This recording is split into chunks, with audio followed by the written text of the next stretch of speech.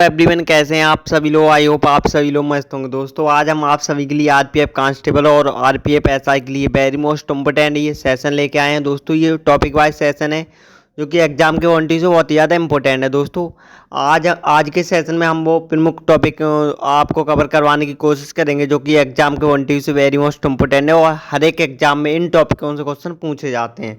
सो आप सभी लोग शुरू से अंत तक हमारे साथ बने रहें। दोस्तों आप सभी लोगों से क्षमा चाहेंगे, लगभग 10 से 15 दिन तक दोस्तों हम आप सभी के लिए क्लास नहीं ले पाए थे क्योंकि स्वास्थ्य बहुत ही ज़्यादा खराब होने के कारण हम आपकी एक भी क्लास अटेंड नहीं कर पाए थे दोस्तों। तो आज के बाद अब आपको डेली रेगुलर क्लास मिलेगी, तो इसलिए आप हमारे चैनल पर अगर फर्स्ट बार विजिट किए हैं तो प्लीज़ चैनल को सब्सक्राइब करके बेल आइकन प्रेस कर लें, जिससे आने वाली न्यू वीडियो का नोटिफिकेशन सबसे पहले आपको मिल सकेगा। दोस्तों सबसे पहले हम बात करेंगे पद्म पुरस्कार 2023, यानी दोस्तों जो ये पुरस्कार है वो किस किस को दिए गए हैं, क्योंकि यहाँ से दोस्तों एक प्रश्न हमेशा एग्जाम में पक्का है। यानी कि आरपीएफ कांस्टेबल या फिर आरपीएफ एसआई की बात करें या फिर यूपी पुलिस री एग्जाम की बात करें, तो दोस्तों आज के ये वाला जो टॉपिक है पद्म पुरस्कार 2024, दोस्तों यहाँ से एक क्वेश्चन हमेशा एग्जाम में पूछा जाता है। तो दोस्तों सबसे पहले बात करें कि 2024 में 5 भूषण व 17 पद्म भूषण और 110 पद्मश्री पुरस्कार से सम्मानित किया गया है। यानी दोस्तों जो 2024 में कितने जो पुरस्कार दिए गए हैं, तो 5 दोस्तों पद्म भूषण और 17 पद्म भूषण और 110 पद्मश्री पुरस्कार से सम्मानित किया गया है। दोस्तों देश के सर्वोच्च सम्मान भारत रत्न, इसके बाद में पद्म भूषण दूसरा और सबसे सर्वोच्च पुरस्कार पद्म भूषण तीसरा और पद्मश्री यानी कि चौथा पुरस्कार है भारत नागरिक पुरस्कार है। यानी दोस्तों जो भारत का सर्वोच्च पुरस्कार की बात करें, यानी कि दोस्तों यहाँ से हमेशा एक क्वेश्चन एग्जाम में बनता है, तो ये भारत रत्न पुरस्कार हो जाएगा। ये दोस्तों ये हमारे भारत का सर्वोच्च सम्मान पुरस्कार है। और एक बार आप सभी लोग कमेंट बॉक्स में जरूर बताएं जो सर्वोच्च नागरिक जो पुरस्कार है वो सर्वप्रथम किसको दिया गया था।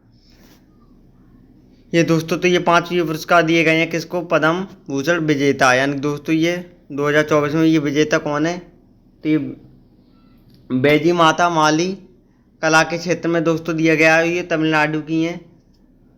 कोडिडेला चिरंजीवी, ये दोस्तों ये भी कला के क्षेत्र में दिया गया है, ये आंध्र प्रदेश की हैं। एम वेंकैया नायडू, ये सार्वजनिक मामलों में दोस्तों दिया गया है, ये आंध्र प्रदेश की हैं।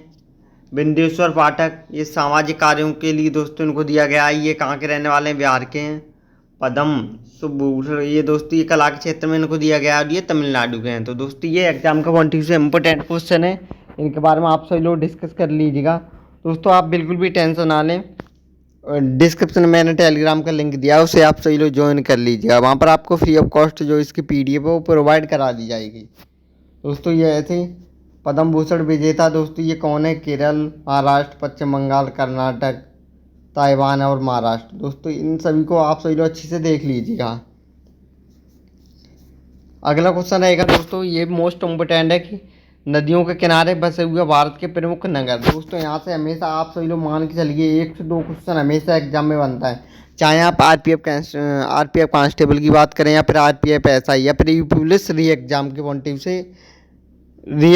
पॉइंट से भी मोस्ट इम्पोर्टेंट क्वेश्चन है, यानी कि यूपी पुलिस कांस्टेबल के लिए। तो दोस्तों ये जो हमारे भारत के जो प्रमुख नगर हैं वो कौन सी नदी के किनारे बसे हुए हैं, तो उनके बारे में हम आपसे डिस्कस करेंगे। आप सभी लोग शुरू से एंड तक हमारे साथ बने रहें।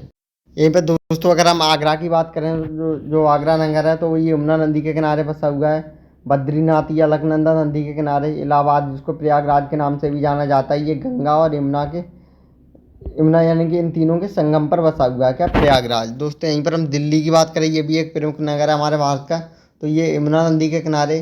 फिरोजपुर ये सतलज नदी के किनारे। हरिद्वार ये गंगा नदी के किनारे। और ये कानपुर की बात करें तो ये भी गंगा नदी के किनारे। मथुरा की हम बात करें तो ये यमुना नदी के किनारे बसा हुआ है। जमशेदपुर ये स्वर्ण रेखा नदी के किनारे बसा हुआ है। पढ़नपुर ये दोस्तों ये थीमा नदी के किनारे बसा हुआ है। यहीं पर हम बरेली की बात करें जिसको, तो ये राम गंगा नदी के किनारे बसा हुआ है। जगदल जगदलपुर ये इंद्रावती नदी के किनारे बसा हुआ है। यहीं पर हम गोरखपुर की बात करें तो ये राप्ती नदी के किनारे बसा हुआ है। इनमें दोस्तों अयोध्या की बात करें तो ये सरयू नदी के किनारे, कोलकाता ये हुगली नदी के किनारे, और यहीं पर उत्तर प्रदेश की राजधानी लखनऊ की बात करें तो ये गोमती नदी के किनारे बसा हुआ है। दोस्तों कुरनूल ये तुंगभद्रा नदी के किनारे बसा हुआ है। सुकमा घाट दोस्तों ये ब्रह्मपुत्र नदी के किनारे बसा हुआ है। तो दोस्तों ये वो प्रमुख हमारे भारत के वो प्रमुख शहर हैं जो कि कौन सी नदी के किनारे बसे हुए हैं। दोस्तों यहाँ से हमेशा आप सभी लोग मान के लिए 1 से 2 क्वेश्चन हमेशा एग्जाम में बनते हैं, और मैंने आपको पहले ही बता दिया था, क्योंकि आज का ये टॉपिक वाइज जो सेशन रहेगा वो एग्जाम क्वालिटी से इम्पोर्टेंट रहेगा, क्योंकि मैंने आपको पहले ही बताया था, क्योंकि आज के सेशन में मैंने वो सभी मोस्ट इम्पोर्टेंट टॉपिकों को रखा था, क्योंकि इन टॉपिकों से क्वेश्चन हमेशा एग्जाम में पूछे जाते हैं, चाहे आप रेलवे की बात करें या फिर किसी भी कंपटीशन एग्जाम की बात करें। भारत में बहने वाली नदियों की लंबाई, यानी कि दोस्तों जो हमारे भारत में नदियाँ बह रही हैं उनकी लंबाई कितनी है। तो दोस्तों सबसे पहले यहाँ पर नदियों का नाम दिया गया है, लंबाई दी गई है, और ये कहाँ पर गिरती है, यानी कि दोस्तों कौन सी नदी है वो कितनी लंबाई तक बह के और कहाँ पर गिरती है। तो दोस्तों सबसे पहले हम सिंध नदी की बात करें, ये 2900 किलोमीटर तक बहती है और ये अरब सागर में जाकर गिरती है। कहाँ पर? अरब सागर में। कितनी बहती है? 2900 किलोमीटर। यहीं पर हम ब्रह्मपुत्र की बात करें तो ये भी 2900 किलोमीटर बहती है और ये बंगाल की खाड़ी में जाकर गिरती है। दोस्तों यहीं पर हम गंगा नदी की बात करें तो ये 2525 किलोमीटर तक बहती है और ये भी बंगाल की खाड़ी में जाकर गिरती है। यानी कि दोस्तों सबसे अधिक जो भारत की जो प्रमुख नदियाँ हैं वो बंगाल की खाड़ी में जाकर गिरती हैं। यहीं पर दोस्तों हम गोदावरी की बात करें तो ये 1465 किलोमीटर तक बहती है और ये बंगाल की खाड़ी में जाकर गिरती है। दोस्तों यहीं पर हम कृष्णा नदी की बात करें तो ये भी 1400 किलोमीटर तक बहती है और ये बंगाली खाड़ी में गिरती है। यमुना नदी दोस्तों ये 1376 किलोमीटर तक दोस्तों ये बहती है और ये अरब सागर में गिरती है। कहाँ पर? ये गंगा नदी में जाकर गिरती है। कौन? यमुना नदी। कितनी बहती है? 1376 किलोमीटर। दोस्तों यहीं पर हम नर्मदा नदी की बात करें तो ये 1312 किलोमीटर तक बहती है और ये अरब सागर में गिरती है। यहीं पर महानदी की बात करें तो ये 851 किलोमीटर तक बहती है और ये बंगाल की खाड़ी में जाकर गिरती है। कावेरी नदी दोस्तों 800 किलोमीटर तक बहती है और ये ग्रैंड एंकर दक्षिण की ओर बहती है। दोस्तों यहीं पर हम तापी नदी की बात करें तो ये 744 किलोमीटर तक बहती है और ये खंबात की खाड़ी में यानी कि अरब सागर में जाकर गिरती है। तो दोस्तों ये हमारी भारत की वो प्रमुख नदियाँ जो कि जिनकी जो बहने की लंबाई वो कितनी है। दोस्तों इनके बारे में आप सभी लोग अच्छे से डिस्कस कर लीजिएगा और आप बिल्कुल भी टेंशन ना लें, इसकी फ्री ऑफ कॉस्ट जो PDF है वो प्रोवाइड करा दी जाएगी। आप सभी लोग डिस्क्रिप्शन में मैंने टेलीग्राम का लिंक दिया, उसे आप सभी लोग ज्वाइन कर लीजिएगा। अगला क्वेश्चन रहेगा दोस्तों हमारे भारतीय राष्ट्रीय आंदोलन है। दोस्तों जो हमारे भारत में जो राष्ट्रीय आंदोलन चले थे वो कौन सी सन से कब तक चले थे और उसकी स्थापना कब हुई थी। तो दोस्तों ये भी एग्जाम का 1 से इम्पोर्टेंट टॉपिक है। दोस्तों आप सभी लोगों से रिक्वेस्ट है शुरू से एंड तक हमारे साथ बने रहें। दोस्तों हमारे जो भारतीय राष्ट्रीय जो आंदोलन है दोस्तों वो कब से स्टार्ट हो गए थे? ये 1885 से स्टार्ट हो गए थे और जब तक हमारा भारत आज़ाद नहीं हुआ था, यानी कि 1947 तक दोस्तों ये चले थे। ये दोस्तों हमारे भारत को इनका मुख्य कारण है दोस्तों, ये राष्ट्रीय आंदोलन जो चलाने का मुख्य कारण था हमारे देश को आज़ाद कराना। तो दोस्तों ये 1885 से 1947 तक चले थे। दोस्तों जो सबसे पहला जो आंदोलन था वो उसमें कांग्रेस की स्थापना हुई थी। यानी कि दोस्तों एग्जाम का 1 से वेरी मोस्ट इम्पोर्टेंट क्वेश्चन है, वो आपसे पूछ भी लिया जा सकता है। जो कांग्रेस की स्थापना है वो कब हुई थी? तो ये 1885 ईस्वी में हुई थी। कब दोस्तों? 1885 ईस्वी में सबसे पहले कांग्रेस की स्थापना हुई थी। फिर इसके बाद दोस्तों सबका विभाजन, कौन सा अधिनियम कब हुआ था, कौन सा आंदोलन कब चला था, कौन सा गोलमेज सम्मेलन, सारे इसके बाद ही स्टार्ट हुए थे दोस्तों। तो सबसे पहले बंगाल का विभाजन हुआ था जब कांग्रेस की स्थापना हो गई थी। कब? 1885 ईस्वी में। तो दोस्तों जब बंगाल का विभाजन हुआ था कब? 1905 में। 1906 में मुस्लिम लीग की स्थापना हुई थी। 1907 में कांग्रेस का विभाजन हो गया था, यानी कि 1985 में इसकी स्थापना हुई थी और 1907 में इसका विभाजन हो गया था। 1908 की बात करें तो ये खुदीराम बोस को फांसी दे दी गई थी। किसको?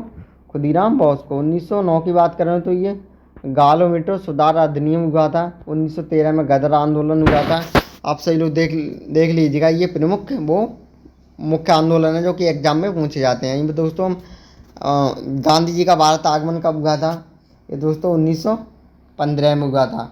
लखनऊ समझौता 1916 में, चंपारण सत्याग्रह, खेड़ा आंदोलन ये रोलेट आंदोलन यानी कि जलियांवाला बाग हत्याकांड ये कहाँ पर हुआ था और कौन सी सन में हुआ था? ये 1919 में दोस्तों अमृतसर पंजाब में हुआ था। ये भी दोस्तों प्रमुख के एग्जाम के पॉइंट से यानी कि इम्पोर्टेंट है। चंपारण सत्याग्रह आंदोलन दोस्तों, यहीं पर चोरी चोर हत्याकांड, कांग्रेस स्वराज